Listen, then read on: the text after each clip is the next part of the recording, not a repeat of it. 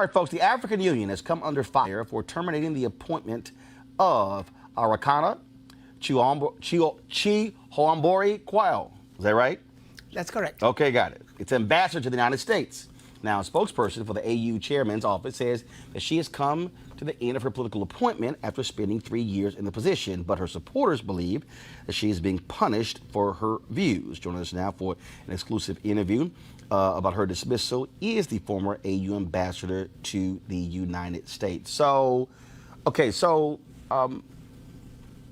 you were appointed 3 years ago. Who appointed you? It was the then chairman of the African Union, Her Excellency Nkosazana Dlamini Zuma. And who made the decision to end your tenure? It was the current chairperson, His Excellency Musa Faki Mahamat. All right, and so did you have any knowledge that they were unhappy with your performance? Was it something that you said, something that you did? Did it catch you completely by surprise? It wasn't really a surprise. I think based on some information I had been privileged to, which I really can't disclose at this time, about 5 months earlier. So it wasn't really a surprise as such. And so this cause, I mean, this has been lots of discussion back and forth, obviously, from your supporters. And they say that your breakdown of the history of how modern-day Africa was created, colonization, and the control or impact France has had on many African countries is why you were let go. My supporters feel that way, and there's some suggestion and some evidence. Like I said, I'm not privy to that information, but I would. There is some evidence to that effect. Yes. So you believe that France is still trying to silence you? Do you believe that? Let me put it this way.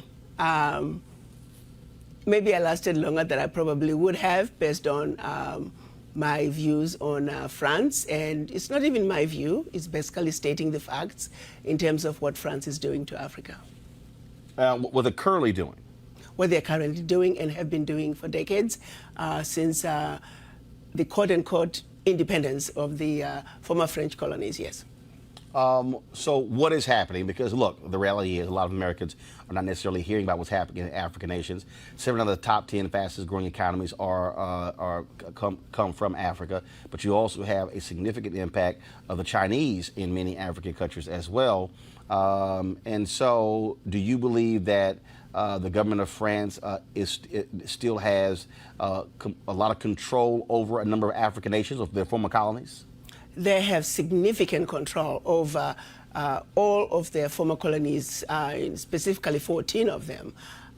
Just to give you the highlights of what they did when they were giving the independence, so to speak, to their former colonies, they forced them to sign a document which they are calling the Pact for the Continuation of Colonization. You have to understand, on one hand, they are saying we're giving you independence, which turned out to be mostly political independence, but that you also have to sign this document, which is titled the Pact for the Continuation of Colonization. So you're going to be independent, but you have to agree to continue to be colonized. So 2 countries said absolutely not. We are not going to sign those that document. Those 2 countries? Mali and Guinea. Okay. And what the French did, they went into those 2 countries, took everything that they thought they had brought to those 2 economies, poured concrete into the sewage pipes, and completely devastating the 2 economies. This was done as a way of letting the other countries know that if you do not sign this document, this is the fate that awaits you. How has that negatively impacted those African countries? It has impacted them terribly, terribly, terribly. If you look at it, you give up your, the Pact for the Continuation of Colonization said those countries were expected to deposit 85% of their bank reserves back then with the French Central Bank under the control of the French Minister of Finance. And should those countries wish to request some of those monies, because remember they were only left with 15% of their reserves.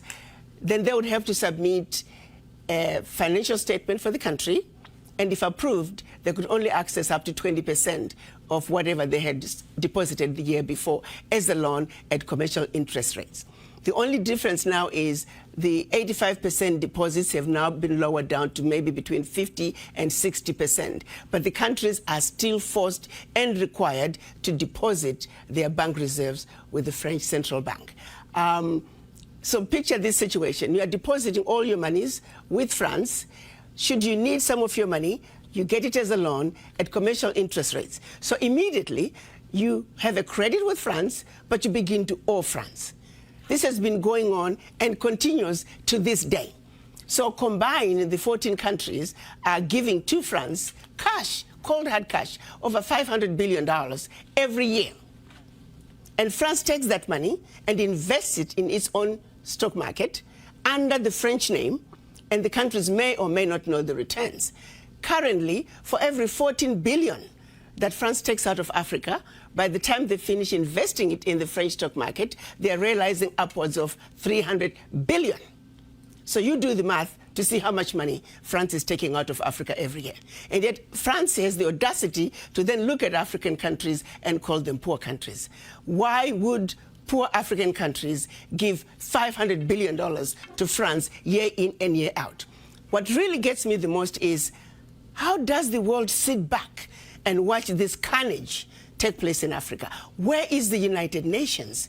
This is the body that's supposed to be looking out for any violations of human rights. It is my humble opinion that singularly, what France is doing to Africa is the biggest violation of human rights. Women and children are dying of starvation, youth unemployment, when the same poor countries are giving $500 billion to France. It simply does not make any sense. And I don't know how the world can sit back and watch all this unfold and nobody is saying anything. It's unacceptable. It is wrong, and we're simply asking France to do what is right, what is just, and what is fair with the Africans.